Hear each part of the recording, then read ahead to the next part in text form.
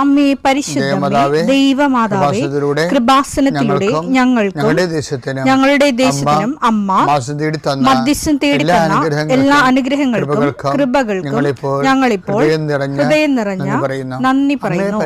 അമ്മേ പരിശുദ്ധമേ, ദൈവമാതാവേ, 2004 ഡിസംബർ 7 ഉച്ചകഴിഞ്ഞ് 2:30 കൃപാസനത്തിൽ സംഭവിച്ച അമ്മയുടെ പ്രത്യക്ഷപ്പെടലിനെ കുറിച്ച് തിരുസഭയ്ക്ക് സമർപ്പിച്ചിരിക്കുന്ന പഠനരേഖകളുടെ മേൽ സഭാത്മകമായ പഠനം ആരംഭിക്കുവാൻ ഞങ്ങൾ പ്രാർത്ഥിക്കുന്നു.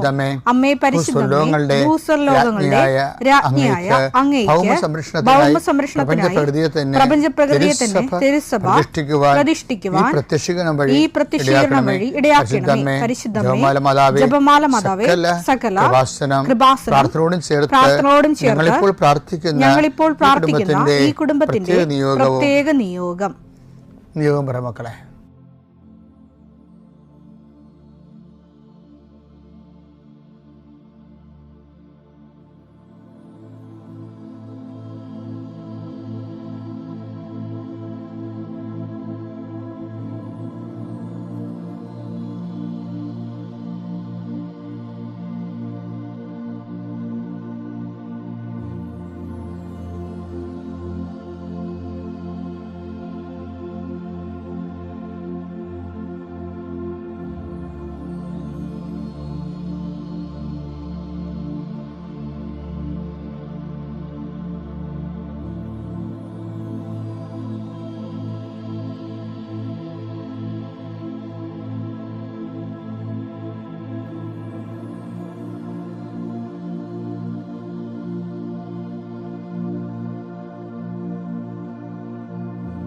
അമ്മയുടെ പ്രത്യക്ഷീകരണത്തിന്റെ ഈ അനുഗ്രഹവേളയിൽ ഞങ്ങൾക്ക് സാധിച്ചു തരുവാൻ കനിയണമേ. ആമേൻ. വിശ്വാസ പ്രമാണം.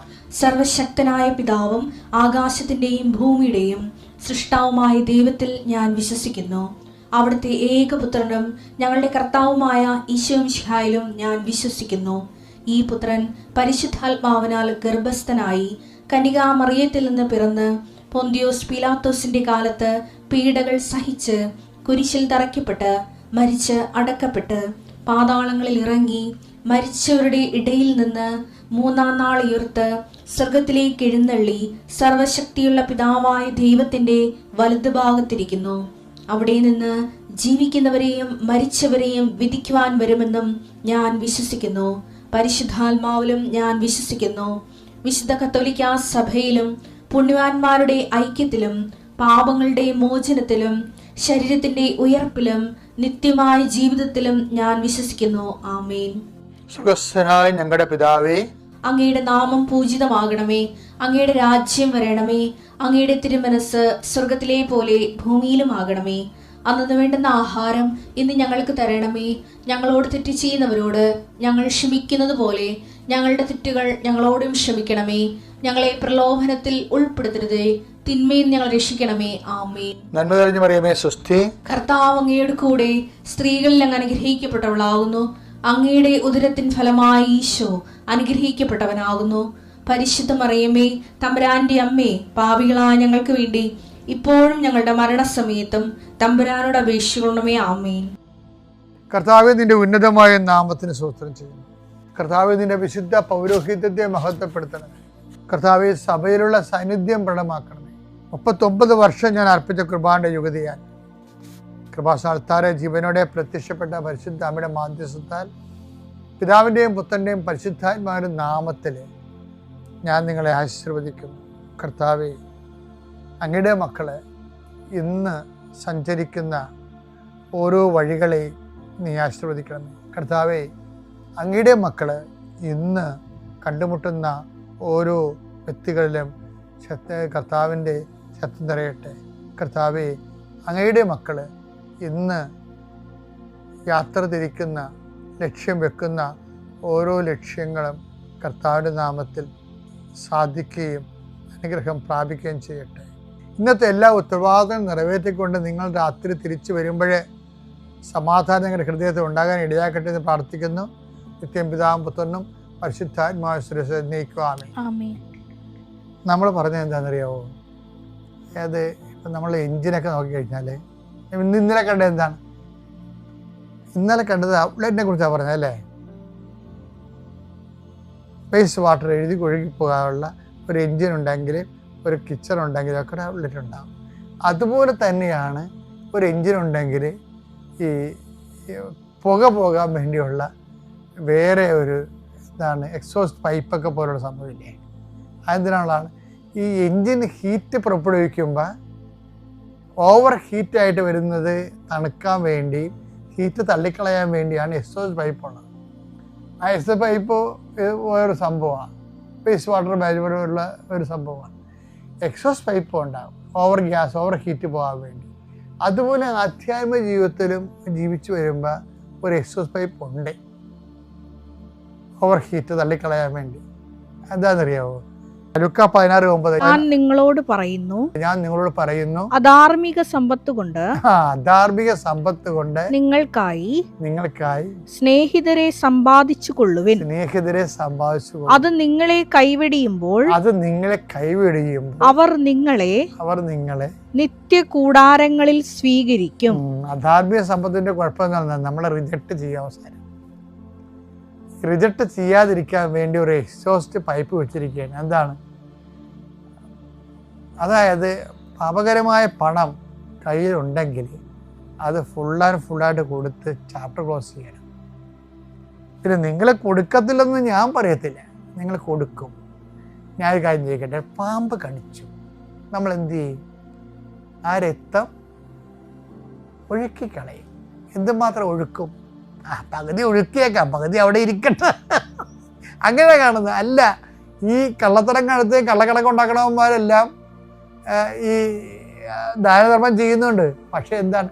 പാമ്പ് കടിക്കുമ്പോൾ പകുതി രക്തം ഒഴുക്കിക്കളയും. പകുതി രക്തം അവിടെ ഇരിക്കുമെന്ന് വിചാരിക്കുവോ? ഇല്ല, മൊത്തം ഒഴുക്കിക്കളയണം. ധാർമ്മിക സമ്പത്ത് ഉണ്ടെങ്കിൽ നിങ്ങൾ അതിൻ്റെ അകത്ത് ഒരു അംശം ആൾക്കാർക്ക് കൊടുക്കും. പെണ്ണ് കെട്ടി ആൾക്കാരെ കല്യാണം കഴിപ്പിക്കാൻ, വീട് വെക്കാനൊക്കെ കൊടുക്കും. പക്ഷെ പകുതി നിങ്ങളുടെ കയ്യിൽ ഇരിപ്പുണ്ടല്ലോ. അപ്പം കൈ ഇവിടുന്ന് രാശി പറയണ മുമ്പ് ഈ ചാപ്റ്റർ ക്ലോസ് ചെയ്യേണ്ടി വരും. ധാർമ്മിക സമ്പത്തിൻ്റെ കാര്യത്തിൽ ഇത് ഒരു ഔട്ട്ലെറ്റാണ്, എക്സോസ്റ്റ് പൈപ്പാണ്. എൻജിൻ ഓവർ ഹീറ്റ് തള്ളിക്കളയാൻ വേണ്ടി വെച്ചിരിക്കുന്നതാണ്.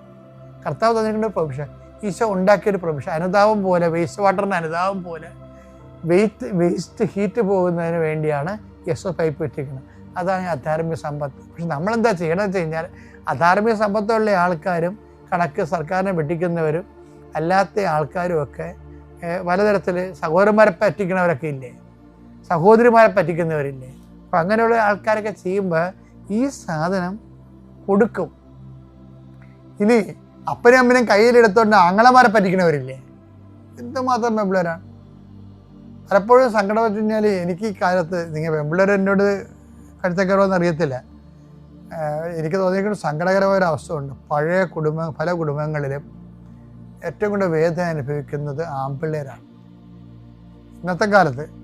വെച്ചാൽ ഈ പെൺപിള്ളേർ ഒന്നുകിൽ അവർ പഠിക്കും, കുത്തിരുന്ന് പഠിക്കും, അവർക്ക് ജോലിയൊക്കെ വാങ്ങിക്കും വരും. എന്നിട്ട് പിന്നെ എന്താ വരും? അവരാണ് മാക്സിമം അപ്പനും അമ്മനെയും ഉപയോഗിക്കുന്നത്. കാര്യം അവർ ഈ ആൺപിള്ളേർക്കാണെങ്കിൽ ജോലി കിട്ടാൻ താമസിക്കും, അവർ ചില പഠിത്തത്തിൽ പുറകായിരിക്കും. പക്ഷെ എന്ത് പറ്റും? അപ്പനും അമ്മയും പണമുള്ളവരുടെ കൂടെ അല്ലേ നിൽക്കത്തുള്ളൂ. അപ്പോൾ അവരുടെ പണം, ശമ്പളക്കാരുടെ പണം വെച്ചുകൊണ്ട് അവർ പറഞ്ഞാൽ കേട്ടുണ്ട്. അപ്പോൾ ഈ ആമ്പിള്ളേർക്ക് എന്ത് പറ്റും? അവർക്ക് കല്യാണം കഴിക്കാൻ പറ്റണില്ല, അവർക്ക് പണമില്ല, അപ്പനും അമ്മയും അവർ കേൾക്കണില്ല.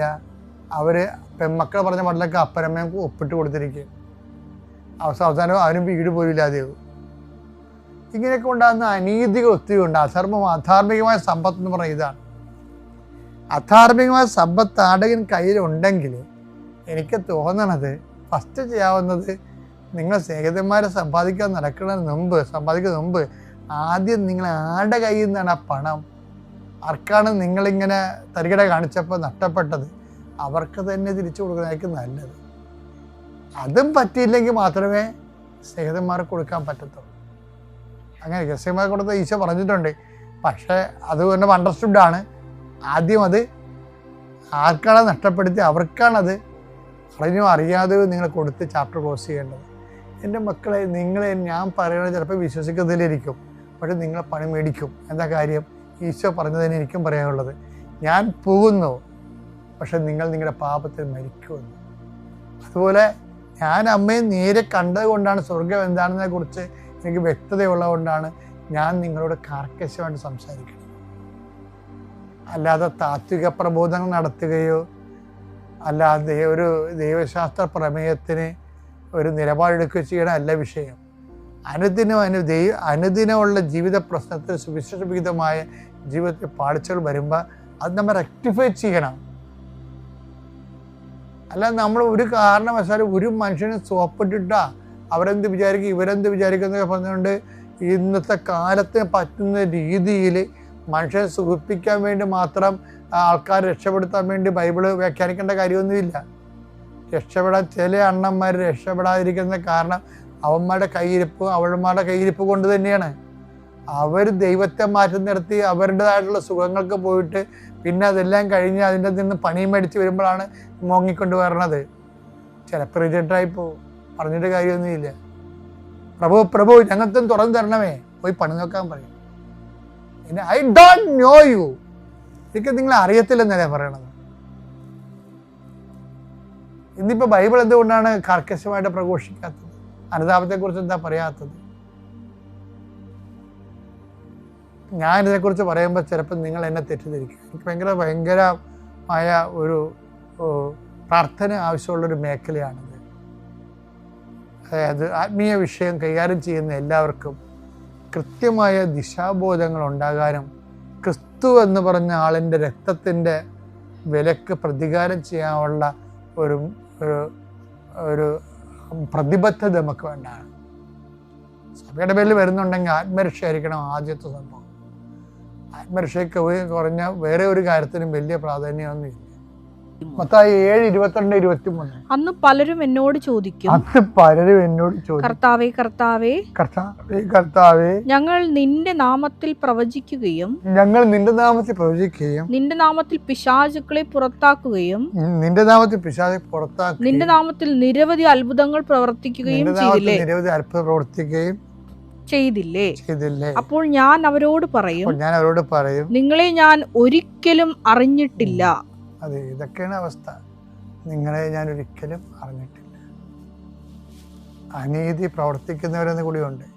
ഈ അനീതി പ്രവർത്തിക്കുന്നവരെന്ന് പറയാതിരിക്കാൻ വേണ്ടിയാണ് ഈ അധാർമിക സമ്പത്ത് നമ്മളെ കയ്യിൽ നിന്ന് കളയണത്. പേര് ചിഞ്ചു. ഞാൻ എറണാകുളം ജില്ലയിലെ പിറവം എന്ന് പറഞ്ഞ സ്ഥലത്ത് നിന്ന് വരുന്നു. ഞാനിപ്പോൾ ഓസ്ട്രേലിയയിൽ നേഴ്സായിട്ട് ജോലി ചെയ്യുകയാണ്. 5 വർഷമായി ഞാൻ അവിടെ പോയിട്ട്. 2019 ഞാൻ ആദ്യമായിട്ട് ഇവിടെ വന്ന് ഉടമ്പടി എടുക്കുന്നത്. മാതാവ് എനിക്ക് ഇതുവരെ ചെയ്തു തന്ന എല്ലാ ഉപകാരങ്ങൾക്കും എനിക്ക് ഇതുവരെ എൻ്റെ ലൈഫിൽ ഞാനിപ്പോൾ എന്തായി നിൽക്കുന്നോ അത് കൃപാസനം മാതാവിൻ്റെ അനുഗ്രഹം ഒന്നുകൊണ്ട് മാത്രമാണ്. അതിന് ഞാൻ മാതാവിന് ആദ്യം തന്നെ നന്ദി പറയുന്നു. അതിൻ്റെ കൂടെ തന്നെ ഈ സാക്ഷ്യം പറയാൻ ഞാൻ ലേറ്റ് ആയതിന് മാതാവിൻ്റെ അടുത്ത് ഞാൻ അതിൽ കൂടുതൽ ഞാൻ സോറി ചോദിക്കുന്നു. 2019 ഞാൻ ആദ്യമായിട്ട് ഇവിടെ വന്ന് ഉടമ്പടി എടുക്കാനുള്ള കാരണം, ഞാൻ OET ഫസ്റ്റ് അറ്റംപ്റ്റ് എഴുതിയിട്ട് എനിക്ക് കിട്ടിയില്ലായിരുന്നു. റൈറ്റിംഗ് എന്ന് പറഞ്ഞ മൊഡ്യൂൾ പോയി. അങ്ങനെ ആണ് OET ഉടമ്പടി ഇവിടെ വന്ന് എടുക്കുന്നത്. അങ്ങനെ രണ്ടാമത് അറ്റംപ്റ്റിന് വേണ്ടിയിട്ട് സെക്കൻഡ് അറ്റംപ്റ്റ് OET പ്രിപ്പയർ ചെയ്തുകൊണ്ടിരിക്കുമ്പോഴാണ് ഞാനിവിടെ വന്ന് ഉടമ്പടി എടുക്കുന്നത്. ഇവിടെ വരുമ്പോൾ ഇത് മാതാവിൻ പ്രത്യക്ഷപ്പെട്ട ഒരു പള്ളി എന്നതിനപ്പുറം ഇവിടെ ഉടമ്പടി എന്നുള്ളൊരു കാര്യം അങ്ങനെയൊന്നും എനിക്ക് അറിയില്ലായിരുന്നു. ഞാനും എൻ്റെ കൂടെയുള്ള വേറെ 2 ചേച്ചിമാരും കൂടെയാണ് ഇവിടെ വന്ന് പ്രാർത്ഥിക്കുന്നത്. അപ്പോൾ ഇവിടെ വന്നു കഴിഞ്ഞിട്ടാണ് ഉടമ്പടി എന്നുള്ളൊരു കാര്യത്തെപ്പറ്റിയൊക്കെ അറിയുന്നതും. ഉടമ്പടി എടുത്താണ് ഞങ്ങൾ അന്ന് തിരിച്ചു പോയത്. തിരിച്ചു പോയി എക്സാമിന് വേണ്ടി ഞാൻ പ്രിപ്പയർ ചെയ്തു. എക്സാമിൻ്റെ സമയത്ത് എൻ്റെ എല്ലാ പേപ്പേഴ്സിലും റൈറ്റിംഗ്, ലിസണിങ്, റീഡിങ് എൻ്റെ എല്ലാ ഷീറ്റ്സിലും ഞാൻ വിശ്വാസ പ്രമാണം ചൊല്ലി കുരിശു വരച്ചാണ് ഞാൻ എൻ്റെ എക്സാംസ് മുഴുവനും അറ്റംപ്റ്റ് ചെയ്തത്. എനിക്ക് ആ അറ്റംപ്റ്റിൽ എനിക്ക് സ്കോർ കിട്ടി, എനിക്ക് OET കിട്ടി. എൻ്റെ കൂടെ വന്ന് എഴുതിയ ബാക്കി പലർക്കും കിട്ടിയില്ല. ഞങ്ങൾ അന്ന് 5 പേർക്കാണ് സ്കോർ കിട്ടിയത്. സ്കോർ കിട്ടിക്കഴിഞ്ഞിട്ട് എനിക്ക് ഓസ്ട്രേലിയയിലേക്ക് പോകാനായിരുന്നു താല്പര്യം. അത് അങ്ങനെ ആ ഒരു ഓസ്ട്രേലിയ എന്ന് പറഞ്ഞൊരു കൺട്രി എൻ്റെ മനസ്സിലേക്ക് വന്നത് എന്താണെന്ന് പോലും എനിക്ക് അറിഞ്ഞുകൂടാ. ഞാൻ അങ്ങനെ പ്രാർത്ഥിച്ചാണ് മാതാവിനോട് ചോദിച്ച് മാതാവിന് താല്പര്യം ഉണ്ടെങ്കിൽ മാത്രമാണ് എനിക്ക് മുമ്പോട്ടുള്ള എൻ്റെ പ്രോസസ്സിങ് എനിക്ക് നടത്തി തരാവുള്ളൂ എന്ന് മാതാവിൻ്റെ അടുത്ത് പറഞ്ഞാണ് ഞാൻ പ്രോസസ്സിങ്ങിന് ഇറങ്ങി തിരിച്ചത്. ഇവിടെ പലരും സാക്ഷ്യം പറഞ്ഞാണെങ്കിലും പലരുടെയും ജീവിതാനുഭവങ്ങൾ ഞാൻ കേട്ടിട്ടുണ്ട്. പ്രോസസ്സിങ്ങിന് ഇറങ്ങിയ സമയത്ത് തടസ്സങ്ങളായിരുന്നു, അങ്ങനായിരുന്നു എന്നൊക്കെ കേട്ടിട്ടുണ്ട്. തടസ്സം എന്താണെന്ന് ഞാൻ അറിഞ്ഞിട്ടില്ല. ഒരു വർഷത്തിനുള്ളിൽ എനിക്ക് സ്കോർ കിട്ടി. ഒരു വർഷത്തിനുള്ളിൽ യാതൊരു തടസ്സവും കൂടാതെ എനിക്ക് ഓസ്ട്രേലിയയിൽ ചെല്ലാൻ പറ്റി. അത് എൻ്റെ കഴിവ് കൊണ്ടോ ഒന്നുമല്ല, മാതാവിൻ്റെ അനുഗ്രഹം. മാതാവിനോട് ചോദിച്ച് ഞാൻ സെലക്ട് ചെയ്ത കൺട്രിയാണ്. മാതാവിൻ്റെ അടുത്ത് പെർമിഷൻ ചോദിച്ചാണ് ഈ A to Z കാര്യങ്ങൾ ഞാൻ ചെയ്തുകൊണ്ടിരുന്നത്. അതിൻ്റെ കൂടെ തന്നെ എവിടെ പോകുന്നതിന് മുമ്പും, ഈ പ്രോസസ്സിങ്ങിൻ്റെ എന്ത് കാര്യങ്ങൾക്ക് എവിടെ പോകുന്നതിന് മുമ്പും ഞാൻ ഉടമ്പടി വസ്തുക്കൾ ഉപയോഗിക്കുമായിരുന്നു. അങ്ങനെ ഒരു വർഷത്തിനുള്ളിൽ എനിക്ക് ഓസ്ട്രേലിയക്ക് പോകാൻ പറ്റി. 2020 ഞാൻ ഓസ്ട്രേലിയയിൽ പോയി. ഓസ്ട്രേലിയയിൽ പോയത് എല്ലാവർക്കും അറിയാവുന്ന പോലെ കോവിഡിൻ്റെ ടൈമിലാണ്. 2020 കോവിഡിൻ്റെ ടൈമിലാണ് ചെല്ലുന്നത്. 5th മാർച്ചിലാണ് ഞാൻ ഓസ്ട്രേലിയയിൽ ചെല്ലുന്നത്.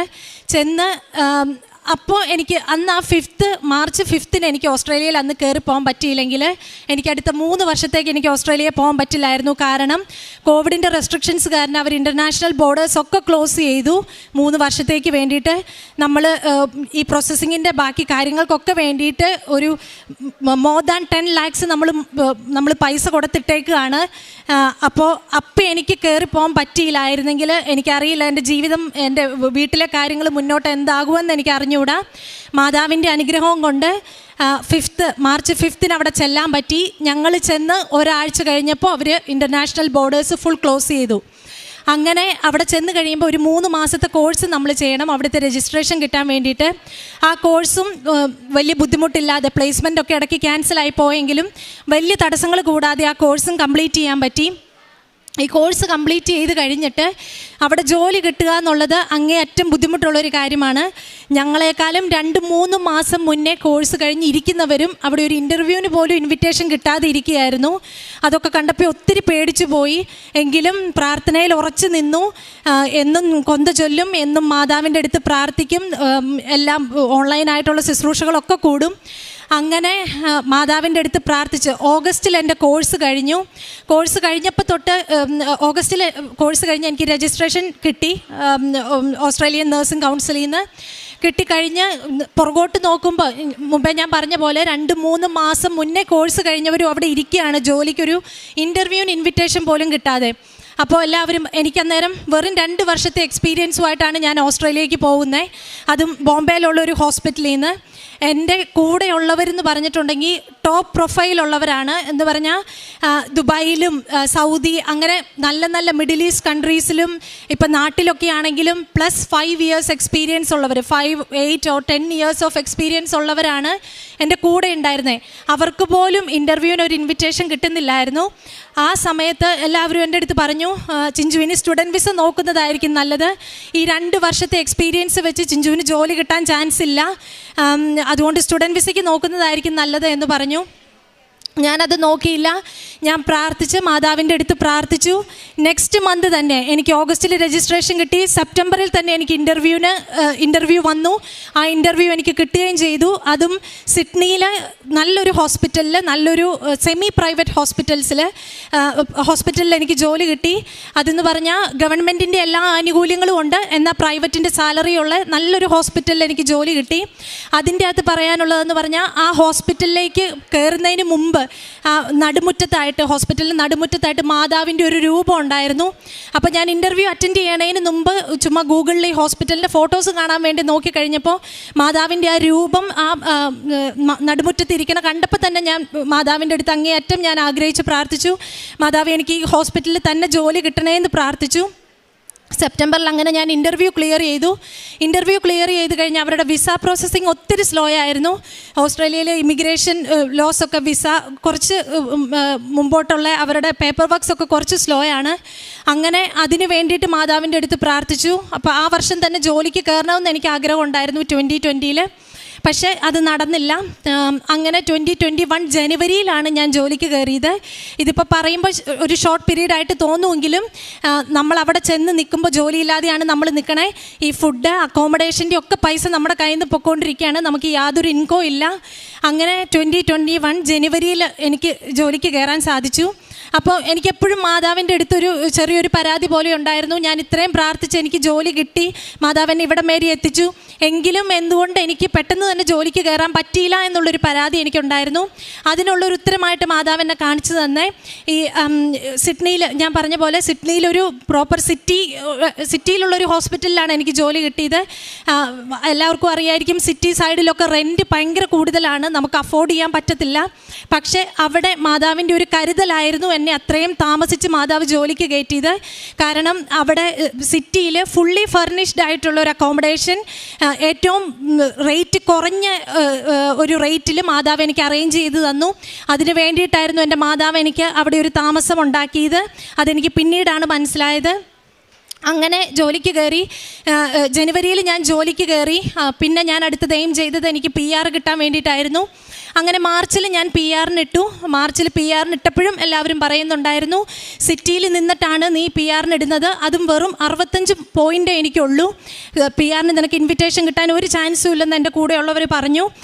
കാരണം എന്നേക്കാളും പോയിൻറ്റ്സ് അവിടെ ഉള്ളവർ 95 പോയിൻറ്റ്സ് ഉള്ളവരവിടെ PR ഇൻവിറ്റേഷൻ കിട്ടാതിരിക്കുകയായിരുന്നു. അപ്പോഴാണ് എല്ലാവരും എൻ്റെ അടുത്ത് പറഞ്ഞു ഇത് കിട്ടാൻ ചാൻസ് ഇല്ല എന്ന് പറഞ്ഞു. പക്ഷേ എന്നിട്ടും ഞാൻ പ്രാർത്ഥിച്ച്, മാതാവിൻ്റെ അടുത്ത് പ്രാർത്ഥിച്ച് ഞാൻ മാർച്ചിൽ ഞാൻ ആപ്ലിക്കേഷൻ ഇട്ടു. പ്രത്യേകിച്ച് അപ്ഡേറ്റ്സ് ഒന്നുമില്ല. എന്നിട്ട് ജൂൺ ആയപ്പോഴേക്കും എനിക്ക് ഇൻവിറ്റേഷൻ വന്നു. അതായത് ഞാൻ ആപ്ലിക്കേഷൻ ഇട്ട് 3 മാസത്തിനുള്ളിൽ എനിക്ക് ഇൻവിറ്റേഷൻ വന്നു. 6 മന്ത്സിനുള്ളിൽ ജോലിക്ക് കയറി 6 മന്ത്സിനുള്ളിൽ എനിക്ക് ഇൻവിറ്റേഷൻ വന്നു. അതും 190ക്ക് വേണ്ടിയിട്ട്. അവിടെ ഉള്ളവർക്ക് അറിയായിരിക്കും, സാധാരണ റീജിയണൽ വിസയാണ് അവർ കൂടുതലും കൊടുക്കുന്നത്. പക്ഷേ സിറ്റിയിലാണെങ്കിൽ കൂടിയും 65 പോയിൻറ്റ്സ് വെച്ചിട്ട് എനിക്ക് യാതൊരു റൈറ്റും ഇല്ല എനിക്ക് ആ PR-ന് ഇൻവിറ്റേഷൻ കിട്ടി.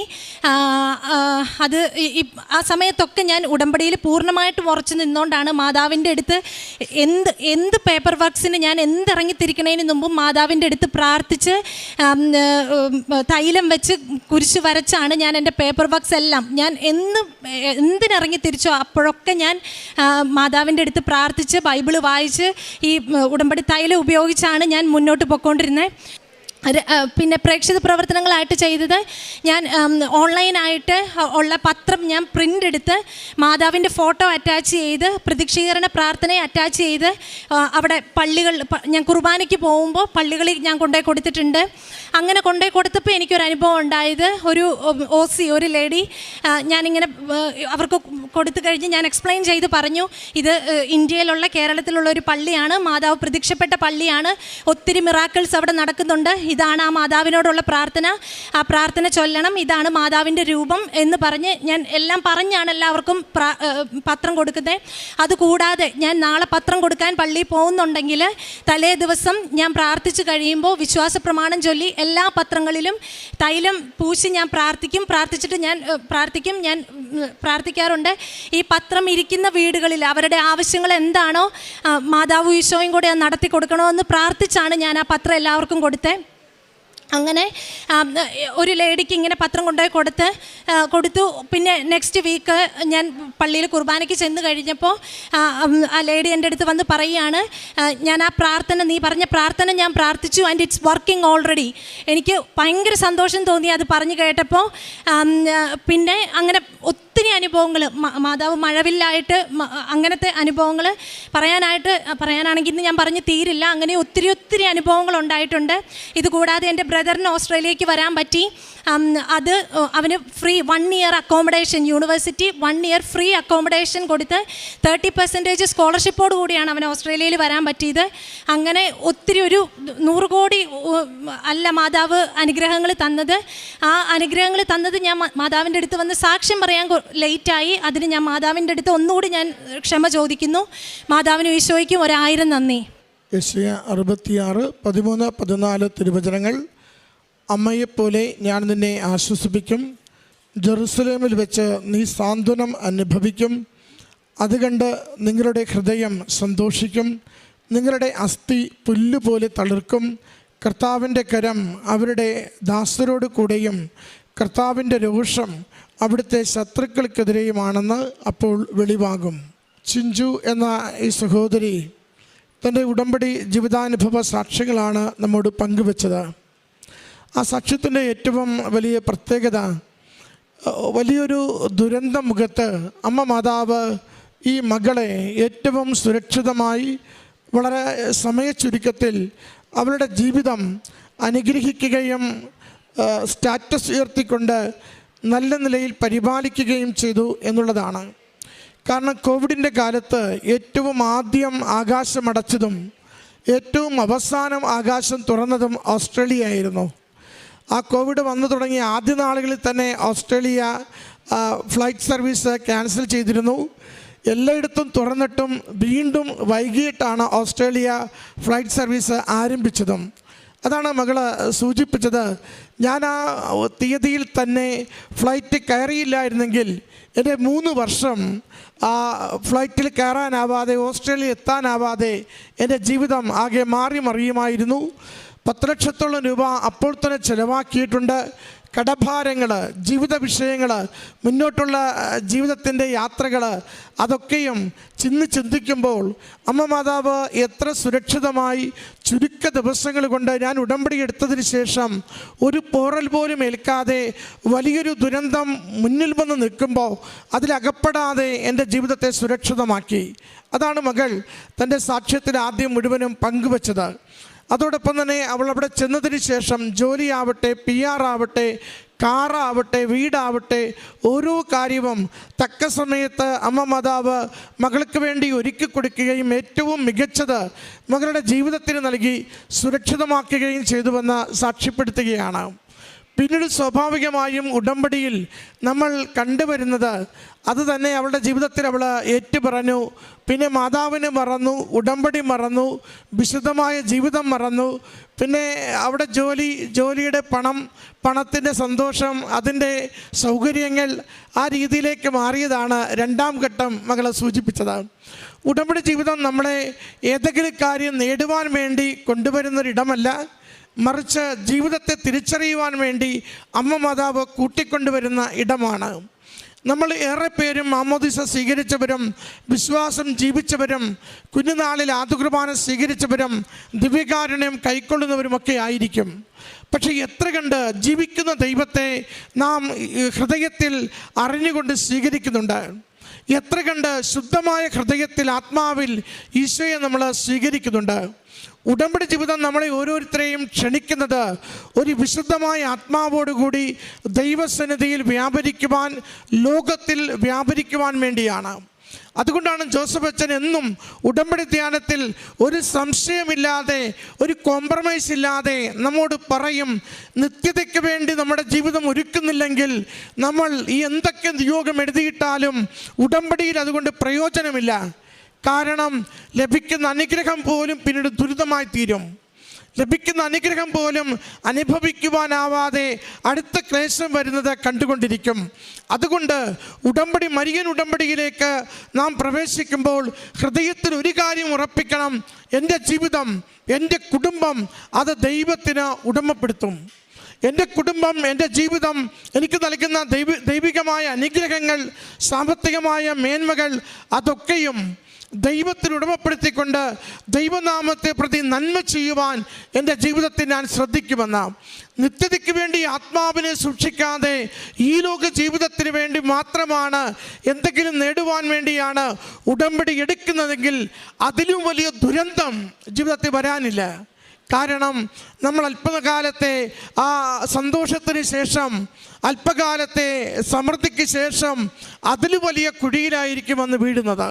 അതുകൊണ്ട് പ്രിയമുള്ളവരെ, അമ്മ മാതാവിൻ്റെ കരം പിടിച്ചുകൊണ്ട് ഈശോയിൽ നിന്നും അനുഗ്രഹം ആഗ്രഹത്തോടെ ഉടമ്പടി പ്രകാരം പ്രാർത്ഥിക്കുന്നുവെങ്കിൽ ജീവിതത്തെ തിരുത്തുവാൻ തയ്യാറാവണം. നല്ല കാലത്ത് ദൈവത്തെ മറക്കാതെ ജീവിക്കുവാൻ തീരുമാനിക്കണം. ആത്മാവ് ദൈവത്തിന് മാത്രം അവകാശപ്പെട്ടതെന്ന് ഉറപ്പിക്കുവാൻ നമുക്ക് സാധിക്കണം.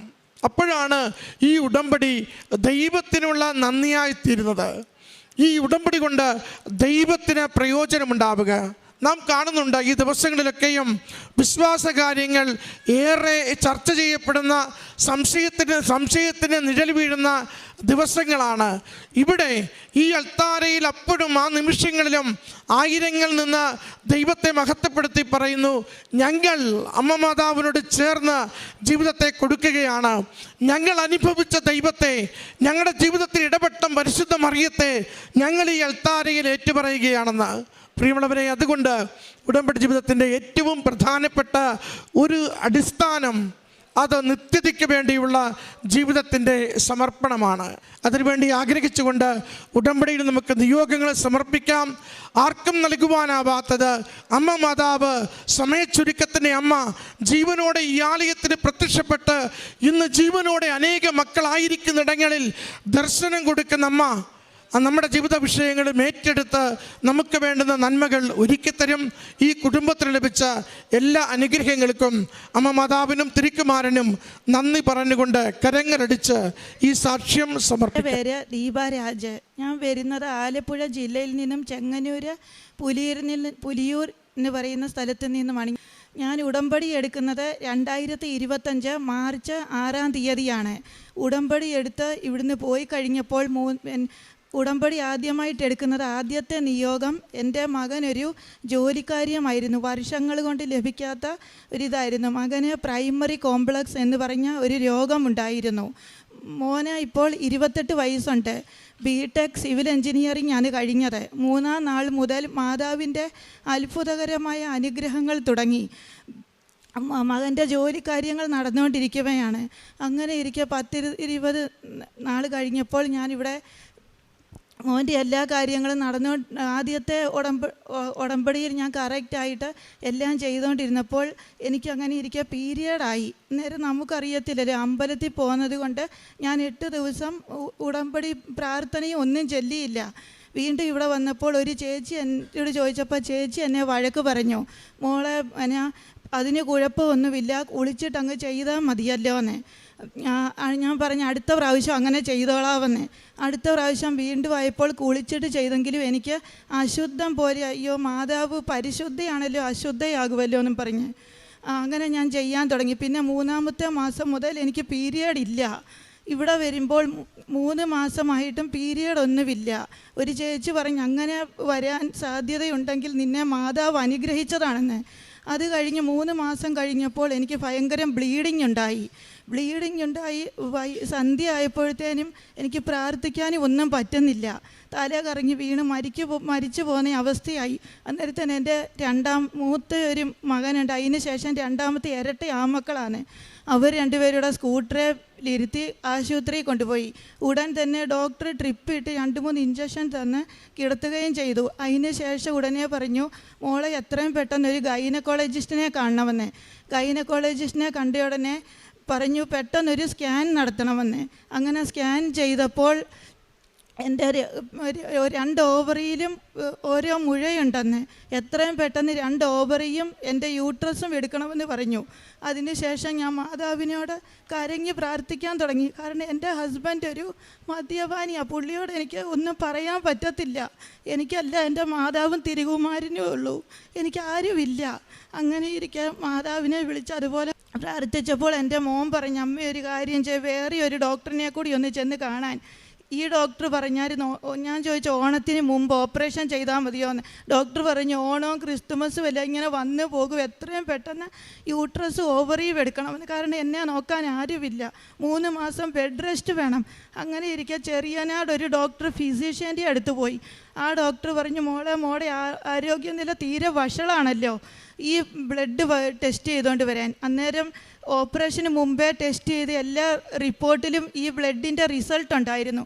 അന്നേരം ഡോക്ടർ പറഞ്ഞു നാളെ വരാൻ. നാളെ എൻ്റെ മകനെയും കൂടെ കൂട്ടിക്കൊണ്ട് പോയപ്പോൾ ചോദിച്ചു, മോളെ നിൻ്റെ കൂടെ ആരാ വന്നിരിക്കുന്നത്, ഹസ്ബൻഡാണോ മോനാണോ എന്ന്. ഞാൻ പറഞ്ഞു ഡോക്ടറെ മോനാണ് വന്നിരിക്കുന്നത്. ഡോക്ടർ കൂടുതലൊന്നും സംസാരിക്കാതെ ഫോൺ എടുത്തു. ഉടനെ ബുക്കിംഗ് ചെയ്തു. ആലപ്പുഴയിലുള്ള ഒരു ഡോക്ടറാണെന്ന് പറഞ്ഞു. ഡോക്ടറിൻ്റെ പേര് ലളിതാംബിക, നമ്മുടെ മാതാവിൻ്റെ പേര് മരിയാംബിക. പെട്ടെന്ന് തന്നെ അന്നേരം എൻ്റെ ഹസ്ബൻഡ് കൂടെ വന്നു. ആലപ്പുഴയിൽ ആ ഡോക്ടറെ കണ്ടതിന് ശേഷം ഡോക്ടർ പറഞ്ഞു പാപ്സ്മിയർ എന്ന് പറയുന്ന ക്യാൻസറിൻ്റെ ഒരു ടെസ്റ്റ് നടത്തണമെന്ന്. ഈ ടെസ്റ്റിൽ എന്തെങ്കിലും കുഴപ്പമുണ്ടെങ്കിൽ ഓപ്പറേഷൻ ചെയ്യണം, ഇല്ലെങ്കിൽ ചെയ്യേണ്ട കാര്യമില്ലെന്ന്. അങ്ങനെ ഇരിക്കെ ഞാൻ ജോസഫ് അച്ഛനെ ആദ്യമായിട്ട് ഉടമ്പടി പുതുക്കിയതിന് ശേഷം ജോസഫ് അച്ഛനെ വന്ന് കണ്ടപ്പോൾ അച്ഛൻ പ്രാർത്ഥിക്കുകയും സൈത്ത് പൂശി വയറിൽ കുരിശ് വരയ്ക്കാൻ പറയുകയും ചെയ്തു. അങ്ങനെ ചെയ്ത് അച്ഛൻ്റെ അനുഗ്രഹങ്ങളും മേടിച്ചുകൊണ്ട് പോയി. എനിക്കൊരു കാശ് രൂപം നൽകി. അത് ഞാൻ എൻ്റെ ഫയലിൽ സൂക്ഷിച്ചു. ഹോസ്പിറ്റലിൽ പോന്ന് എൻ്റെ സ്കാനിങ്ങിൻ്റെ എല്ലാം റിപ്പോർട്ട് സൂക്ഷിച്ച് ഞാൻ പോയി എൻ്റെ ടെസ്റ്റ് എല്ലാം നടത്തിയപ്പോൾ എനിക്കെല്ലാം നോർമലാണ്, ക്യാൻസറും ഇല്ല, ഒന്നുമില്ല. ഡോക്ടർ പറഞ്ഞു ഓപ്പറേഷൻ ഒന്നും ചെയ്യേണ്ട ഒരു കാര്യവുമില്ലെന്ന്.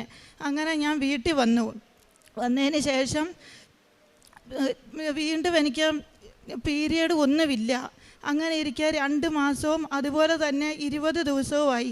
ഞാൻ ജപമാല റാലിക്ക് പോകാൻ ഒരുങ്ങിയിരിക്കുകയാണ് വീട്ടിൽ.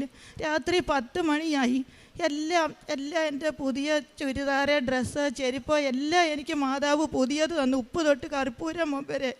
രാത്രി 10 മണിയായി. ഞാൻ എൻ്റെ ഫ്രണ്ട്സിനോടും പറഞ്ഞു നമുക്ക് ജപമാല റാലിക്ക് പോകാനും പറഞ്ഞ് വണ്ടിയും എല്ലാം ബുക്കിങ് ചെയ്തു. 2 മാസവും 20 ദിവസവും വരാത്ത പീരിയഡ് അന്ന് രാത്രിയിൽ എനിക്ക് വന്നു. ഞാൻ എൻ്റെ മാതാവിനോട് ചോദിച്ചു, മാതാവേ എന്തോ എനിക്ക് തന്നത്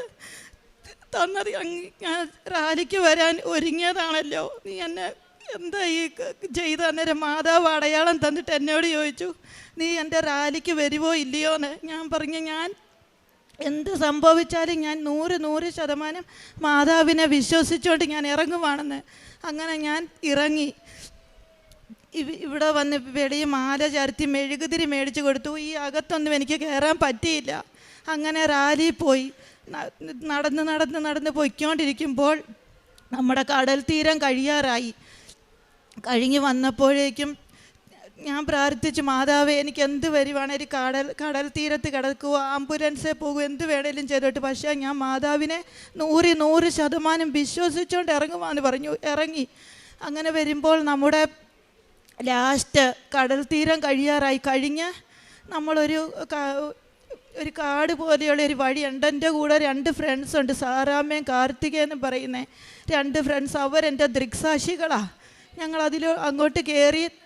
അന്നേരത്തിന് റാലി അപ്പുറത്തെ വഴിക്കൂടെ പോയി കയറി. ഇപ്പുറത്തൂടെ ഇറങ്ങി ചെല്ലുമ്പോൾ കുറച്ച് മുമ്പോട്ട് പോകുമ്പോൾ നമ്മുടെ അറുത്തുങ്കൽ പള്ളിയാണ്. പുറകിൽ നിന്ന് ഒരാൾ വിളിച്ചു, നല്ല മുടിയും ചിരിച്ചുകൊണ്ടുള്ള മുഖം. എൻ്റെ കൂട്ടുകാർ 2 പേരും കണ്ടത്. അവർ ദൃക്സാക്ഷികളാണ്, പക്ഷേ എനിക്കറിയത്തില്ലായിരുന്നത് ആരാണെന്ന്. വിളിച്ചിട്ട് പറഞ്ഞു, നിങ്ങൾ ആ പോകുന്ന വഴി തെറ്റാ, ഒരു പാറയിലോട്ടാണ് കയറാൻ പോകുന്നത്, അവിടെ അപകടമാണ്, അതുവഴി ഇപ്പുറത്തൂടെ ഇറങ്ങി പോകാനെന്ന്. ഞങ്ങൾ ഞാൻ അങ്ങോട്ട് ഇറങ്ങിയപ്പം വീണ്ടും അത് എതിലെയാണ് വന്നതെന്ന് അറിയത്തില്ല, കടലിൽ കൂടിയാണോ എങ്ങനെയാണെന്ന്. ഒരു കൈലി ഉടുത്തിട്ടുണ്ട്, താഴെ വരെ നീല കളറിലൊരു കൈലിയാണ്, കളങ്കളമുള്ള മുടിയും ഉണ്ട് നല്ലപോലെ. വന്നിട്ട് വീണ്ടും പറഞ്ഞു അത് തെറ്റായി, ഇതുവഴി പോകും. പിന്നെ ഞങ്ങളുടെ 3 പേരുടെയും കൂടെ നടന്നു വന്നു. തിരിച്ചു പോയിട്ട് 3ാമത് വന്നു, ഞാൻ നിങ്ങളെ കൊണ്ടുപോയി ആക്കിത്തരാമെന്ന് പറഞ്ഞ് കൂടെ 3 പേരുടെയും കൂടെ വന്നു. അപ്പോഴൊന്നും ഞങ്ങൾക്ക് മനസ്സിലായില്ല ഇതാരാന്ന്. പുഞ്ചിരിച്ച മുഖമാണ്, പക്ഷേ നമ്മുടെ മുഖത്ത് നോക്കുന്നില്ല. ഞാൻ നോക്കുന്നുണ്ട്, എന്നെ ഒന്ന് നോക്കിയിരുന്നെങ്കിലെന്ന് പറഞ്ഞ് ഞങ്ങളെ കൊണ്ടുപോയി റാലിയിലോട്ടാക്കുകയും ഉടനെ എൻ്റെ മനസ്സ് പറഞ്ഞു എൻ്റെ ഫ്രണ്ട്സ് അങ്ങ് മുമ്പ് പോയിക്കോട്ടെ, ഞാൻ ഓടിച്ചെന്ന് കയറിയാൽ മതിയല്ലോ. ഞാൻ പുറകിലോട്ട് ഓടിച്ചെന്ന്. മാതാവ് പറഞ്ഞു നീ പോയി നോക്കതാരാണെന്ന്. ഓടിച്ചെന്ന് പുറകിൽ നോക്കിയപ്പോൾ ആളിനെ കാണുന്നില്ല. എങ്ങോട്ട് പോയെന്ന്, മുമ്പിൽ പോയോ പുറകിൽ പോയോ ഇടത്തോട്ട് പോയോ വലത്തോട്ട് പോയോ ഒന്നും ഞാൻ കാണുന്നില്ല. പിന്നെ ഞങ്ങൾ ബസ്സിൽ കയറാൻ വേണ്ടി വന്ന് 2 ബസ് ആലപ്പുഴ. ഞങ്ങൾക്ക് തിരിച്ച് കൃപാസനം പള്ളി വരണ്ടല്ലോ, ആലപ്പുഴയ്ക്ക് വന്നാൽ മതി ചെങ്ങന്നൂർ വരാൻ വേണ്ടി. 3 പേരും ബസ്സിൽ കയറാൻ വേണ്ടി തുടങ്ങുമ്പോൾ 2 ബസ്സിലും കയറാൻ പറ്റുന്നില്ല. 3ാമതൊരു ബസ് വന്നു. അത് കൃപാസനം പള്ളി വന്നിട്ട് നമ്മുടെ ആലപ്പുഴ വരെയുള്ള ബസ്സാണ്. അന്നേരം ഞങ്ങൾക്ക് കൃപാസനത്തിൽ ഇറങ്ങേണ്ട ഒരു കാര്യവും ഇല്ലല്ലോ. വണ്ടിയെ കയറിയപ്പോൾ തന്നെ എനിക്ക് തീരെ വയ്യാതെയായി, ഛർദ്ദിക്കാൻ വരുന്ന ഒരവസ്ഥയായി. പണ്ട് എനിക്ക് ഛർദ്ദിലുണ്ടായിരുന്നു. എനിക്ക് ഇവിടുന്ന് ചങ്ങനാശ്ശേരി വരെ ചെങ്ങന്നൂരിൽ നിന്ന് ചങ്ങനാശ്ശേരി വരെ ഇരിക്കാൻ പറ്റത്തില്ല. ഇരുന്ന് കഴിഞ്ഞ ഉടനെ എനിക്ക് ഭയങ്കര ഛർദ്ദിലാണ്. ഞാൻ മാതാവിൻ്റെ തൈലം ഉപയോഗിച്ച് കുരിശ് വരച്ചുകൊണ്ടിട്ടുണ്ട് രണ്ടാമത് ഞാൻ വന്നത്. എനിക്ക് ഒരു കുഴപ്പങ്ങളും ഇന്ന് എൻ്റെ ഛർദ്ദിലും പരിപൂർണമായിട്ട് മാറി. വീണ്ടും ആ പണ്ടത്തെ ഓർമ്മ വന്നു. എൻ്റെ ബാഗും പേഴ്സും ഫോണും എല്ലാം ഞാൻ എൻ്റെ ഫ്രണ്ട്സ് സാറാമെന്ന് പറയുന്ന ആളിൻ്റെ കൊടുത്തിട്ട് ഞാൻ ഈ ഇട്ടിരിക്കുന്ന തുണിയും ജീവനോടെ ഞാൻ മാത്രമേ ഉള്ളൂ. എനിക്ക് ഛർദ്ദിക്കാൻ വരുന്നു. കണ്ടക്ടറിനോട് പറഞ്ഞു വണ്ടി നിർത്ത്. കണ്ടക്ടർ വണ്ടി നിർത്തിയില്ല. വീണ്ടും ഛർദ്ദിൽ ഭയങ്കരമായിട്ട് വന്നു. ഞാൻ വിചാരിച്ചു പുള്ളിയുടെ ദേഹത്തോട്ട് ഛർദ്ദിലെല്ലാം വീണെന്നേ. പക്ഷേ പുള്ളി വണ്ടി നിർത്തിയില്ല. ഈ കൃപാസനം പള്ളിയുടെ ഇപ്പറേ ഞാൻ വരുന്നത് അപ്പുറത്തൂടാ. രണ്ടാമത് വന്നപ്പോൾ അപ്പുറേ എന്നെ മാതാവ് ഇറക്കി. ഒരു കുഴപ്പവും ഇല്ലാതെ ഛർദ്ദിലും ഒന്നുമില്ലാതെ. റാലി കഴിഞ്ഞ് വന്നപ്പോൾ എന്നെ അപ്പുറേ ഇറങ്ങി. അവിടെ എല്ലാം കുറേ പൂഴി മണ്ണ കടൽ തീരത്തുനിന്ന് കയറി വരുന്ന പോലെ. അവിടുന്ന് വന്നതുപോലെ തന്നെ എന്നെ ഓടുന്ന ബസ്സിൽ നിന്ന് ഇറക്കി വിട്ടിട്ട് എന്നെ ഞാൻ ആ പൂഴി മണ്ണിൽ കൂടി എല്ലാം നടന്ന് ചവിട്ടി കയറി നേരെ ഇതുവഴി വന്നു. എന്നെ ഇനി പള്ളി കയറ്റത്തില്ലെന്നാണ് പറഞ്ഞത്. ആ 7 സാക്ഷ്യങ്ങൾ സാധിച്ച് ഞാനൊന്നും പറയാതിരിക്കുമായിരുന്നു. നീ പോയിട്ട് ഈ സാക്ഷ്യം പറയാൻ മാതാവ് പറഞ്ഞു. ഇവിടെ കടൽ തീരത്ത് കണ്ടത് സാക്ഷ്യം ഇറങ്ങി പറയാന്ന്. ഞാൻ ഇവിടുന്ന് ഇറങ്ങി അപ്പറേ ഒരു ചേച്ചിയുണ്ട് ചായ വിൽക്കുന്നത്. ആ ചേച്ചിയുടെ കസേരയിൽ പോയി തല താത്തിട്ടിരുന്നു. ഈ കൃപാസനം പള്ളി വന്ന ചേട്ടനോടും ചേച്ചിയോടും എല്ലാം ചോദിച്ചാൽ എനിക്കൊരു ഛർദ്ദിലിൻ്റെ ഗുളിക തരുമോന്ന്. അവരെല്ലാം പറഞ്ഞു ഞങ്ങളുടെ കയ്യിലില്ല. പിന്നെ എൻ്റെ ഫ്രണ്ട്സ് പറഞ്ഞു ചേച്ചി ഇവിടെ ഇരിക്കുക, ഞങ്ങളിവിടെ നോക്കിയിട്ട് മെഡിക്കൽ സ്റ്റോർ വല്ലതും ഉണ്ടോന്ന്. അവർ പോയപ്പോഴത്തേനാ ചായക്കടയിലെ ചേച്ചിയോട് ഞാനൊന്നും പറഞ്ഞില്ല. ആ ചേച്ചി എന്നോട് പറയാം മോനൊരു കാര്യം ചെയ്യും, ഇവിടുന്ന് എഴുന്നേറ്റ മാതാവിൻ്റെ അടുത്ത് പോയി കിടന്ന് പ്രാർത്ഥിക്കുക, എൻ്റെ ഛർദ്ദിലും എല്ലാം മാറ്റി എന്നെ വീട്ടിൽ ഒരു കുഴപ്പവും ഇല്ലാതെ എത്തിക്കണേന്ന്. അന്നേരത്തേന് ഫ്രണ്ട്സ് 2 പേര് ഓടി വന്നിട്ട് പറഞ്ഞു ഇവിടെ മെഡിക്കൽ സ്റ്റോർ ഒന്നുമില്ല, ചേച്ചി വാ നമുക്ക് വല്ലതും കഴിക്കാം. ഒന്നും കഴിക്കാഞ്ഞിട്ടായിരിക്കും വന്ന്. അങ്ങനെ ഞാൻ പറഞ്ഞു എനിക്കൊന്നും വേണ്ട, നിങ്ങൾ പോയി കഴിച്ചോളാൻ. അന്നേരം അവിടുന്ന് എന്നെ മാതാവ് എഴുന്നേപ്പിച്ച് ഇവിടെ കൊണ്ടുവന്ന് വെളിയിൽ പൂമാല ചേർത്തുന്ന മാതാവിൻ്റെ അടുത്ത് കൊണ്ടുവന്ന് ഞാൻ കിടന്ന് കരഞ്ഞ് പ്രാർത്ഥിച്ചു, മാതാവേ എൻ്റെ ഛർദ്ദിൽ മാറ്റിത്തരണേന്ന്. മാറ്റിത്തന്നു. എനിക്ക് എൻ്റെ മെഴുകുതിരി കത്തിക്കുമ്പോൾ എല്ലാ രൂപങ്ങളും വരാറുണ്ട്. ഈ 11ാമത്തെ അൾത്താരയിലെ മാതാവ് വന്നിട്ടുണ്ട്, 13ലെ മാതാവ് വന്നിട്ടുണ്ട്. പിന്നെ എനിക്ക് ഹൃദയമാണ് വരുന്ന ഹാർട്ട്. ഞാൻ ഒരു ഗവൺമെൻറ് ആശുപത്രി പേശിത പ്രവർത്തനം ചെയ്യുന്ന പത്രങ്ങൾ കൊടുക്കുകയാണ്. അതിലൊരു ക്രിസ്ത്യൻ ചേച്ചിയുണ്ട്. പുള്ളിക്കാരി എന്നോട് ചോദിച്ചു മോളെ ഇത് മാതാവിൻ്റെ വിമല ഹൃദയമാണോ യേശുവിൻ്റെ തിരുഹൃദയമാണോ? ഞാൻ ആ ചേച്ചിയോട് പറഞ്ഞു ചേച്ചി ഞാനൊരു ഹിന്ദുവായി എനിക്ക് അറിയത്തില്ലെന്ന്. ഞാൻ വീട്ടിൽ ചെന്ന് മെഴുകുതിരി കത്തിച്ചിട്ട് മാതാവിനോട് തിരുകുമാരനോട് ചോദിച്ചു ഇതാരുടെ ഹൃദയമാണ്. ഉടനെ എനിക്ക് തീ കത്തുന്ന മെഴുകുതിരിക്കകത്ത് കുരിശ് വന്നു. എന്നെ വളരെ പെട്ടെന്ന് തന്നെ മാതാവ് തിരുകുമാരനുമായിട്ട് അടുപ്പിക്കുമായിരുന്നു. അന്ന് അവിടെ ജപമാല റാലി കണ്ടത് അത് ഈശോയായിരുന്നു. ജീവനോട് എൻ്റെ മുമ്പിൽ പ്രത്യക്ഷപ്പെട്ടതായിരുന്നു. എനിക്കതിന് ശേഷം യാതൊരു ബുദ്ധിമുട്ടും ഒരു കുഴപ്പമില്ല. സാമ്പത്തികമായിട്ടും ഭയങ്കര ബുദ്ധിമുട്ടും പ്രയാസമായിരുന്നു. ഭയങ്കര കടബാധ്യതയുണ്ടായിരുന്നു. ഇപ്പം എൻ്റെ ഭർത്താവിൻ്റെ പകുതി മുക്കാലോളം മദ്യപാനം മാറി. അതാണ് എൻ്റെ ആദ്യത്തെ 2ാമത്തെ നിയോഗം. എനിക്ക് മെഴുകുതിരിക്കകത്ത് എല്ലാ രൂപങ്ങളും വരും. യേശുവിനെ മുൾക്കിരീടം അണിയിച്ച് കൊണ്ടുവന്ന കുരിശിൽ തറച്ച് കിടക്കുന്നത് ഹൃദയം തന്നെ ഹൃദയം വരുന്നു. ഒരു ദിവസം എനിക്ക് മെഴുകുതിരി തീർന്നു പോയായിരുന്നു. അന്നേരം ഞാൻ മാതാവേ മെഴുകുതിരി ഇല്ലാതെ ഞാൻ എങ്ങനെയാണ് പ്രാർത്ഥിക്കുന്നത്? വീട്ടിലിരുന്ന് ഒരു മെഴുകുതിരി എടുത്ത് വെള്ളം മെഴുകുതിരി വെച്ച് കത്തിച്ചു. ഉടനെ അതിൻ്റെ അകത്ത് എനിക്ക് ഹാർട്ട് വന്നു. എനിക്ക് വിളിച്ചാൽ വിളിപ്പുറത്ത് മാതാവിൻ്റെ കൂടെയുണ്ട്. ഇത് ജപമാല റാലി കഴിഞ്ഞ് വീട്ടിൽ ചെന്നപ്പോൾ മെഴുകുതിരി കത്തിച്ചപ്പോൾ ഈ കൃപാസന മാതാവ് പ്രത്യക്ഷപ്പെട്ടു. അതെനിക്ക് മാത്രമേ കാണാൻ പറ്റത്തുള്ളൂ. എൻ്റെ ഫോണിൽ ക്യാമറ ഇല്ല. ഞാൻ എൻ്റെ മോനെ വിളിച്ചാണ് എൻ്റെ ഇതെല്ലാം ഫോണിലെടുക്കുന്നത്. ഈ ഫോണിൻ്റെ അകത്തെല്ലാം കിടപ്പുണ്ട്. കൃപാസന മാതാവ് വന്ന് പറഞ്ഞ ഞാനാ എൻ്റെ മോനുമായിട്ട് നിന്നെ കൊണ്ട് ഞാൻ അടുപ്പിച്ചതെന്ന് അത് പറയാനാണ് മാതാവ് വന്നത്. എന്ത് അടയാളം തന്നാലും ഇപ്പോൾ എനിക്കറിയാം. പിന്നെ എനിക്ക് റാലി കഴിഞ്ഞ് വന്ന് പിറ്റേ ദിവസം എനിക്ക് നോർമൽ പീരിയഡാണ്. ഇപ്പോൾ എനിക്ക് യാതൊരു കുഴപ്പങ്ങളും ഒരു ബുദ്ധിമുട്ടും ഒരു ഓപ്പറേഷനും ചെയ്യണ്ട, ഒന്നും ചെയ്യണ്ട. എല്ലാ രീതിയിലും എന്നെ മാതാവ് അനുഗ്രഹിക്കുന്നുണ്ട്, ഒരുപാട് അനുഗ്രഹിക്കുന്നുണ്ട്. ഈശോയാണ് ഇപ്പോൾ എൻ്റെ കൂടെ കൂടുതലും. വിളിച്ച വിളിപ്പുറത്ത് ജീവനോടെ വന്ന് ഇനി ഇതിൽ കൂടുതൽ എനിക്കൊന്നും വേണ്ട. ഞാൻ മെഴുകുതിരി കത്തിച്ച് സത്യം ചെയ്തിരിക്കുക, മരിക്കുന്നിടം വരെ ഞാൻ ഉടമ്പടിയിലായിരിക്കും ജീവിക്കുന്നത്. എനിക്കിങ്ങനെ ജീവിക്കാനാണ് ആഗ്രഹം. പേക്ഷിത പ്രവർത്തനം എന്ന് പറയുന്നത്, ഞാൻ പത്രങ്ങൾ ഗവൺമെൻറ് ആശുപത്രിയിലെല്ലാം തൈലം എടുത്ത് വിശ്വാസ പ്രമാണം ചൊല്ലി കുരിശ് വരച്ചിട്ടാണ് ഞാൻ അർഹതപ്പെട്ടവരുടെ കൈകളിലേക്ക് ഈ പത്രം എന്നിൽ നിന്നും ഏൽപ്പിക്കണമെന്നും പറഞ്ഞ് എല്ലാവരും മേടിച്ച്, ആരും മേടിക്കാതിരിക്കത്തില്ല, എല്ലാവരും മേടിച്ച് നന്ദിയായിട്ടാണ് സ്വീകരിക്കുന്നത്. പിന്നെ പേക്ഷിത പ്രവർത്തനം എന്ന് പറയുന്നത്, ഇതുവരെ ഞാൻ പൊതിച്ചോറ് ഒന്നും കൊടുക്കാൻ തുടങ്ങിയിട്ട് അത് അടുത്ത ആഴ്ച മുതൽ തുടങ്ങും. എൻ്റെ കയ്യിൽ ആര് വന്ന് എൻ്റെ അടുത്ത് വന്ന് ആര് കൈ നീട്ടുന്നോ അവർക്ക് എന്നാൽ കഴിയുന്ന പൈസയുമായിട്ടുള്ള സഹായം ഞാൻ ചെയ്യാറുണ്ട്. എവിടെ ഞാൻ പോയാലും ഒരാളന്ന് ഉറപ്പായിട്ടും എൻ്റെ കൈയും എൻ്റെ അടുത്ത് വന്ന് കൈ നീട്ടും. ഉടൻ തന്നെ ഞാൻ അവരുടെ കയ്യിൽ 20 ആണെങ്കിൽ 20, 50 ആണെങ്കിൽ 50 അതെടുത്ത് കൊടുക്കും. അങ്ങനെയുള്ള പേക്ഷിത പ്രവർത്തനങ്ങളാണ് ഞാനിപ്പോൾ ചെയ്യുന്നത്. അതുകൂടാതെ ഒരുപാട് അനുഗ്രഹങ്ങൾ മാതാവ് തന്നു. ഇപ്പം 2ാമത്തെ ഉടമ്പടി പുതുക്കിയതേ ഉള്ളൂ. ഇതിനോടുകൂടി ഞാൻ വെച്ച് എല്ലാ നിയോഗങ്ങളും സാധിക്കും. പേരട്ട മക്കൾക്കാണെങ്കിൽ അവർക്കും കയറിപ്പോകാനുള്ള പേപ്പറും എല്ലാം കൊടുത്തു വെച്ചിരിക്കും. അവരെയും കൊണ്ട് ഇനിയും ഇവിടെ വന്ന് പ്രാർത്ഥിപ്പിച്ചതിന് ശേഷം അവരുടെ കാര്യങ്ങൾ നടക്കുമെന്നാണ് എൻ്റെ മനസ്സ് പറയുന്നത്. ഇത്രയും ഞാൻ പറഞ്ഞുകൊണ്ട് എൻ്റെ സാക്ഷ്യം നിർത്തുന്നു.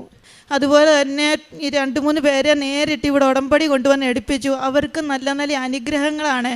യൂട്യൂബിൽ ഞാൻ അച്ഛൻ്റെ ഡെയിലി ബ്രെഡും എല്ലാ ചൊവ്വാഴ്ചയും ധ്യാനവും ആരാധനയും എല്ലാം കൂടാറുണ്ട്. പ്രാർത്ഥനയെല്ലാം കറക്റ്റ് 5:15 രാവിലത്തേതും വൈകിട്ടത്തേതും എല്ലാം കറക്റ്റായിട്ട് ഞാൻ ചെയ്യും. അതിനുശേഷം എനിക്കിപ്പോൾ നല്ല ധൈര്യവും നല്ല ശക്തിയും എല്ലാം ഉണ്ട്. എനിക്കിപ്പോൾ മാതാവിൻ്റെയും തിരുകുമാരൻ്റെയും കാര്യം സംസാരിക്കാൻ പറ്റത്തില്ല. അതുപോലെ തന്നെ അനുഗ്രഹിച്ചേക്കുവാ, എനിക്ക് പറയാൻ പറ്റത്തില്ല. അതുപോലുള്ള അനുഗ്രഹങ്ങളാണ് എനിക്ക് മാതാവ് ഈശോയും നൽകുന്നത്. ഞാൻ മരിക്കുന്നിടം വരെ എനിക്ക് ഉടമ്പടി ജീവിക്കണമെന്നാണ് ഞാൻ എൻ്റെ മാതാവിനോടും തിരുകുമാരനോടും പറയുന്നത്. പിന്നെ എല്ലാവർക്കും ഞാൻ സ്റ്റാറ്റസ് ഇടും. എന്നും ജോസഫ് അച്ഛൻ്റെ ധ്യാനവും എല്ലാം ഇടാറുണ്ട്. ഇനിയും 5-6 പേർ എൻ്റെ കൂടെ വന്ന് ഉടമ്പടി എടുക്കാൻ വേണ്ടിയിട്ടിരിക്കുവാണ് ഞങ്ങളുടെ അവിടെ. ഇത്രയും പറഞ്ഞുകൊണ്ട് ഞാൻ നിർത്തുന്നു. എൻ്റെ മാതാവിന് ഈശോയ്ക്കും കോടാനുകോടി നന്ദി. പ്രഭാഷകൻ്റെ പുസ്തകം 2-ാം അധ്യായം 6-ാം തിരുവചനം. കർത്താവിൽ ആശ്രയിക്കുക, അവിടുന്ന് നിന്നെ സഹായിക്കും. നേരായ മാർഗത്തിൽ ചരിക്കുക, കർത്താവിൽ പ്രത്യാശ അർപ്പിക്കുക. യേശുവിൽ പ്രിയമുള്ളവരെ, ദീപ രാജു ചങ്ങനാശ്ശേരിയുടെ സാക്ഷ്യം. യൂട്രസിലുണ്ടായിരുന്ന സിസ്റ്റും മോൾക്കുണ്ടായിരുന്ന എല്ലാ രോഗങ്ങളിൽ നിന്നും പരിശുദ്ധമ്മ ഓപ്പറേഷൻ കൂടാതെ സൗഖ്യപ്പെടുത്തുകയാണ്. നേർച്ച വസ്തുക്കളുടെ ഉപയോഗം, ഉടമ്പടി തൈലമെടുത്ത് വിശ്വാസ പ്രമാണം ചൊല്ലി കുരിശ് വരച്ചുകൊണ്ട് പ്രതിഷീകരണ പ്രാർത്ഥനയും വായിച്ചു കഴിഞ്ഞപ്പോൾ അമ്മ ഉടമ്പടി ജീവിതം എങ്ങനെയാണോ എന്നാണ് അമ്മയുടെ നോട്ടം. ഉടമ്പടി ജീവിതത്തിൽ ഒരു കുറവും കൂടാതെ യൂട്യൂബിൽ ആരാധനയിലും പ്രതിഷീകരണ പ്രാർത്ഥനയും വൈകുന്നേരമുള്ള ഉടമ്പടി പ്രാർത്ഥനയിലും ഒരു മുടക്കം കൂട്ടാതെ ഡെയിലി ബ്രെഡിൽ പങ്കെടുത്ത് ഉടമ്പടി ജീവിതം മുന്നോട്ട് പോയപ്പോൾ പരിശുദ്ധമ്മ പല രൂപത്തിലായിട്ട് പല ഇടങ്ങളിലായിട്ട് അമ്മ പ്രത്യക്ഷപ്പെടുകയാണ്. തിരി കത്തിക്കുമ്പോൾ ഫ്രണ്ടിലിരിക്കുന്ന മാതാവിനെയും 13ാമത്തെ കൗണ്ടറിലിരിക്കുന്ന മാതാവിനെയും നമ്മുടെ അൾത്താരയിൽ ജീവനോടുകൂടി പ്രത്യക്ഷപ്പെട്ട അമ്മയുടെ രൂപങ്ങളും ആ മോൾക്ക് കാണിച്ചു കൊടുത്ത് വിശ്വാസത്തിലേക്ക് കൊണ്ടുവരികയാണ്. അമ്മയുടെ സ്നേഹം ഇതാണ്. അമ്മ കൂടെ സഞ്ചരിക്കുകയാണ്. സമയത്തിൻ്റെ മേൽ അധികാരമുള്ള അമ്മ ഈ മോളുടെ കൂടെ നടന്നുകൊണ്ട് അവളോട് സംസാരിച്ചുകൊണ്ടും ഇടത്തോട്ട് പോകുക വലത്തോട്ട് പോകുക, ജപമാല റാലിക്ക് പോയപ്പോൾ നീ മുന്നോട്ട് കയറുക എന്ന് പറഞ്ഞു കൊടുത്തുകൊണ്ട് അവളോട് സംസാരിക്കുകയാണ്. ഈശോയുടെ രൂപം കാണിച്ചു കൊടുക്കുകയാണ്. മനോഹരമായ മുഖമാണ് ഈശോടതും അവൾ കാണാനിടയായെന്ന് പറയുകയുണ്ടായി. ഉടമ്പടി ജീവിതത്തിൽ ഒരു കുറവും കൂടാതെ പരിശുദ്ധ അമ്മയോട് ചേർന്ന് നിന്ന് നിങ്ങൾ ചോദിക്കുന്നത്, അമ്മയിൽ സമർപ്പിക്കുന്നത് തൻ്റെ പുത്രനിൽ നിന്ന് അമ്മ ഉടനടി പരിഹരിച്ച് സമയത്തിൻ്റെ മേൽ അധികാരമുള്ള അമ്മ, ജീവനോടുകൂടി ആൾത്താരെ പ്രത്യക്ഷപ്പെട്ടമ്മ നിങ്ങളുടെ സങ്കടം സന്തോഷമാക്കി മാറ്റും. വിശ്വസിച്ചാൽ നീ ദൈവമഹത്വം കാണും. നിനക്ക് എതിരെ വരുന്ന ശത്രുക്കൾ അകന്നു പോകും. യേശുവിൽ പ്രിയമുള്ളവരെ, പരിശുദ്ധ അമ്മ വഴി ഈ ദീപ രാജുവിന് കൊടുത്ത വലിയ അനുഗ്രഹങ്ങൾക്ക് കരങ്ങളടിച്ച് നമുക്ക് ഈശോയ്ക്ക് നന്ദി അർപ്പിക്കാം.